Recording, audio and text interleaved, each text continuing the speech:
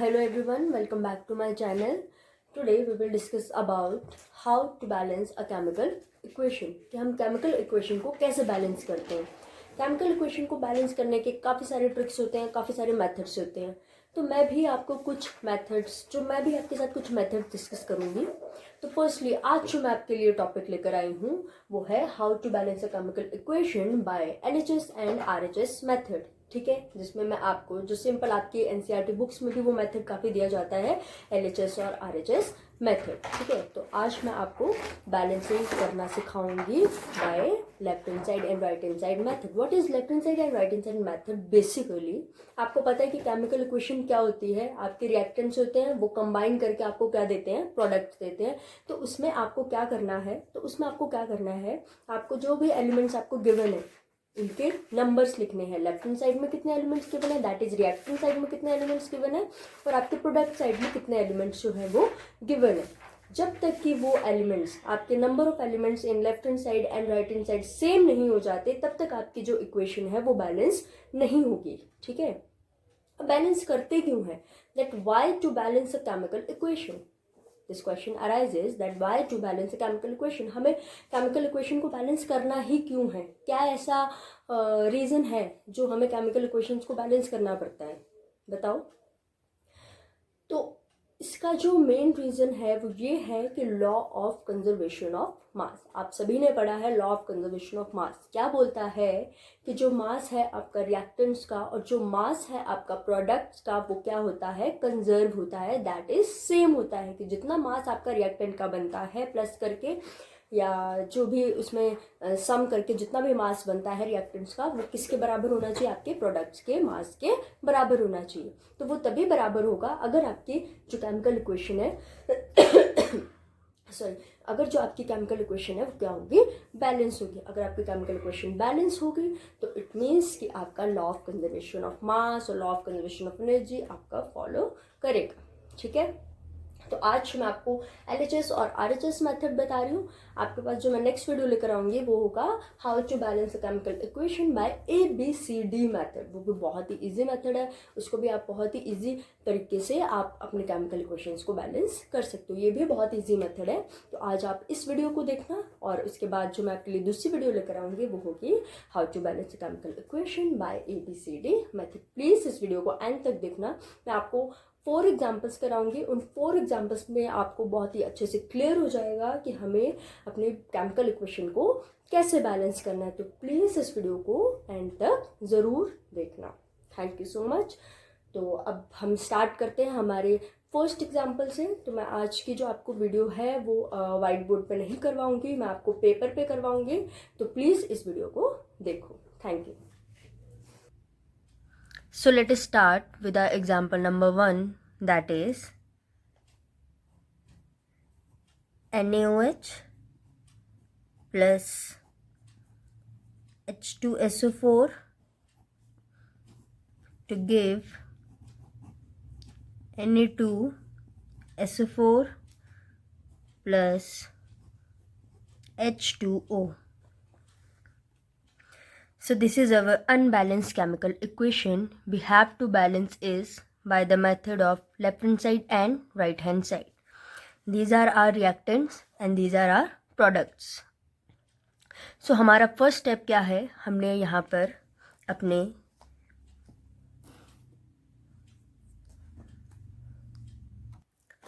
हमारा first step क्या होगा, हमने LHS और RHS लिखना है. साथ ही साथ हमारे जो भी एलिमेंट्स हमें गिवन है वो सारे लिखने हैं. फर्स्ट इज Na, हमने लिखा Na, then oxygen, then hydrogen and fourth one is sulphur. अब हम लिखेंगे कि हमारे जो सोडियम है वो कितने प्रेजेंट हैं. तो यहाँ पे हमारा 1 एटम प्रेजेंट है, तो हमने 1 लिख दिया. Oxygen is 1 and here are 4, तो टोटल इज 1 + 4 5 ऑक्सीजन. अब हाइड्रोजन की बात करें तो hydrogen 1 + 2 3 hydrogen and sulphur is 1. अब राइट हैंड साइड में हम देखें, मीन्स हमारे जो प्रोडक्ट वाली साइड है वहाँ पे हमारे पास सोडियम कितने हैं, 2.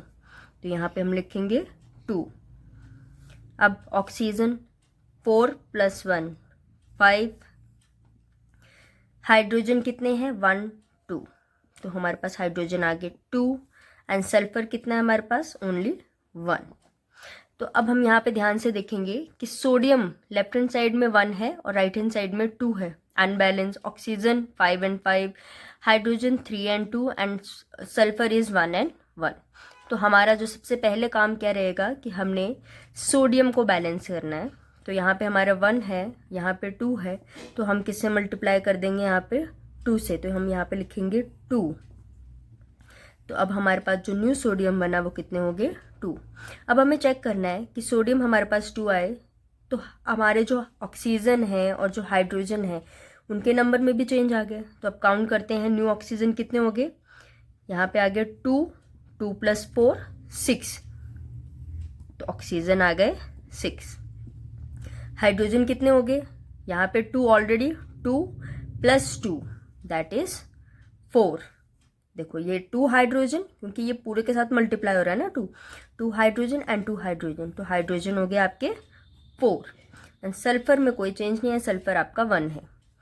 अब राइट हैंड साइड में देखें अगर हम, तो राइट हैंड साइड में हमारे पास Na2 है, बैलेंस है। ऑक्सीजन जो है वो हमारा अनबैलेंस है, तो हम क्या करेंगे, यहाँ पे ऑक्सीजन को बैलेंस करने के लिए यहाँ पे हमारे पास कितने हैं 4, यहाँ पे हमारे पास कितने ऑक्सीजन है 1, 4 और यहाँ पे अगर हम 2 से मल्टीप्लाई करवा दें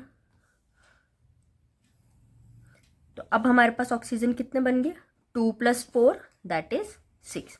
4 यहाँ से और 2 आ गए यहाँ से, तो 4 + 2 6। अब हाइड्रोजन देखते हैं, 2 2s are 4, तो हाइड्रोजन कितने हो गए हमारे पास 4। अब ध्यान से देखें, Na2 balance, oxygen 6 and 6 balance, hydrogen 4 and 4 balance, sulphur 1 and 1 balance.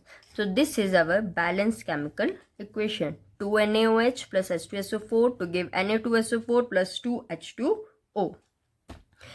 तो अब सेकेंड एग्जाम्पल देखते हैं।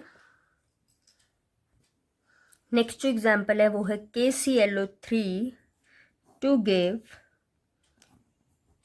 KCl plus O2। This is our unbalance chemical equation. यहाँ पे 1, यहाँ पे 1। सबसे पहले हम लिखेंगे LHS एंड RHS। फिर हम अपने एलिमेंट्स, जो हमें एलिमेंट्स गिवन है, पोटेशियम, क्लोरीन एंड ऑक्सीजन। अब लेफ्ट हैंड साइड में काउंट करो तो हमारे पास कितने potassium, only 1, right hand side में 1, क्लोरीन 1, राइट हैंड साइड में भी कितने हैं 1, ऑक्सीजन यहाँ पे हमारे पास है 3 और राइट हैंड साइड पे हमारे पास ऑक्सीजन कितने हैं 2। तो चलो अब इसे बैलेंस करते हैं। बैलेंस करने के लिए सबसे पहले देखिए, potassium is balance, chlorine is balance, but if we talk about oxygen it is unbalance. तो हम इसको बैलेंस करने के लिए क्या करेंगे, अगर हम क्या करें, यहाँ पे जो हमारे पास 2 है और यहाँ पे 3 है, अगर मैं इसको 2 से मल्टीप्लाई करवा दूँ और इसको 3 से मल्टीप्लाई करवा दूँ, यानी कि इस इक्वेशन को यहाँ पे जो हमारे पास O2 है इसको मैं मल्टीप्लाई करवा दूँ 3 से, तो हमारे पास नया ऑक्सीजन राइट हैंड साइड में कितने बन गए 6। एंड लेफ्ट हैंड साइड पे अगर मैं बात करूँ, मैंने 2 से मल्टीप्लाई किया, दैट इज ऑक्सीजन वाली जो इक्वेशन है वहाँ पे मैं 2 से मल्टीप्लाई करवा दूँ तो मेरे पास न्यू ऑक्सीजन कितने बने 3 2s are 6। तो ऑक्सीजन तो left hand side and right hand side में बैलेंस हो गया, लेकिन यहाँ 2 मल्टीप्लाई करवाने की वजह से आपका जो पोटेशियम है वो अब कितने में, किस में चेंज हो गया 2 में, एंड क्लोरीन ऑल्सो बिकम 2। तो आपको कुछ नहीं करना, आपने देखा कि यहाँ पे आपके पास पोटेशियम और क्लोरीन दोनों 2 आ गए, तो यहाँ पे आप राइट हैंड साइड में देखो KCl, यहाँ पे अगर आप 2 से मल्टीप्लाई करवा दोगे तो आपके पास पोटेशियम भी कितने आ गए 2 एंड क्लोरीन भी कितने आ जाएंगे 2। तो हमारे पास इक्वेशन बैलेंस होगी, that is 2 KClO3 to give 2 KCl plus 3O2। This is our balance chemical equation. अब हम करेंगे एग्जाम्पल 3। एग्जाम्पल 3 लिखेंगे CuO plus NH3 to give Cu plus N2 plus H2O।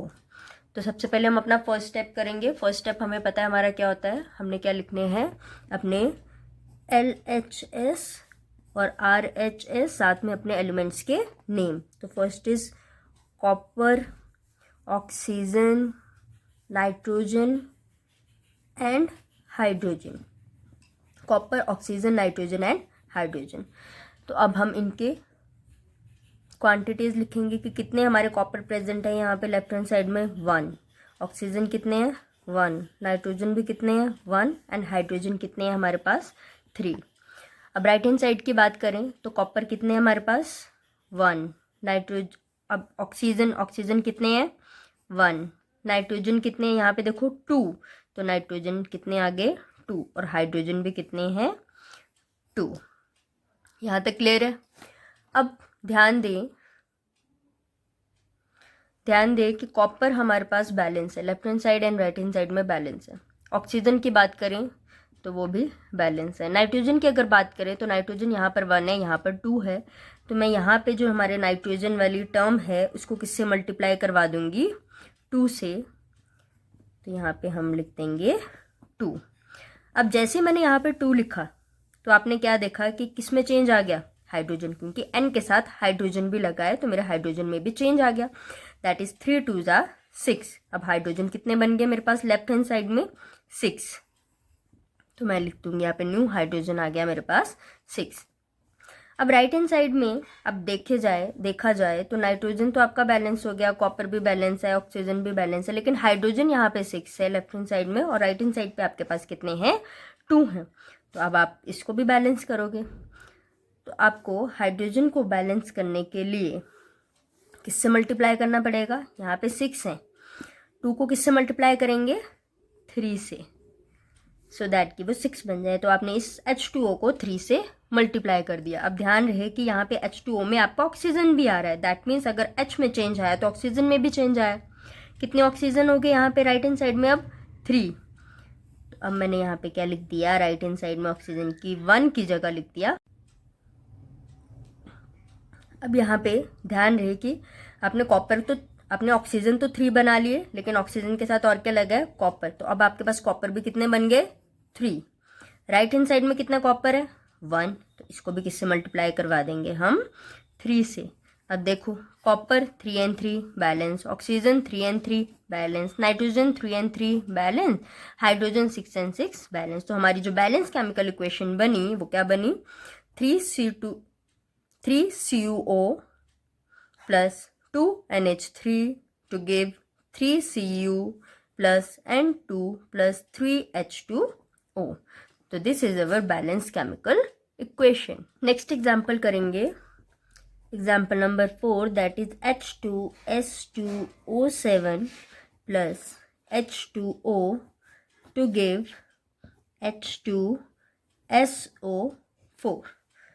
तो हमारा फर्स्ट स्टेप क्या होगा, हमने LHS और RHS लिखना है। उसके बाद हमारे जो एलिमेंट्स हमें गिवन है H, S and O। H कितने हैं 2 and 2 4। ओके, देन हमारे पास सल्फर कितने हैं लेफ्ट हैंड साइड में, that is 2। Third one is oxygen is यहाँ पे हमारे पास 7 plus 1 दैट इज 8। अब राइट हैंड साइड में देखते हैं, हाइड्रोजन है हमारे पास 2, सल्फर है हमारे पास 1 एंड ऑक्सीजन कितने हैं हमारे पास 4। अब ध्यान से देखें, अगर हम राइट हैंड साइड की टर्म को ध्यान से देखें तो लेफ्ट हैंड साइड जो है वो राइट हैंड साइड की डबल है। 2 का डबल 4, 1 का डबल 2 एंड 4 का डबल 8। दैट मीन्स हम किससे मल्टीप्लाई करवाएंगे अपनी राइट हैंड साइड को 2 से। तो यहाँ पे हमने किससे मल्टीप्लाई करवा दिया 2 से। तो अब देखो यहाँ पे बन गया 4। हमारे जो सल्फर है, सल्फर भी कितना हो गया 2, दैट इज 2 एंड ऑक्सीजन कितना हो गया 4 2 8, ऑक्सीजन हो गया 8। तो दोबारा चेक कर लेते हैं, हमारा हाइड्रोजन कितना हो गया 2 2 4, सल्फर कितने हो गए हमारे पास 2 एंड ऑक्सीजन कितने हो गए 4 2 8। तो this is our balance chemical equation, that is H2S2O7 plus H2O to give 2H2SO4।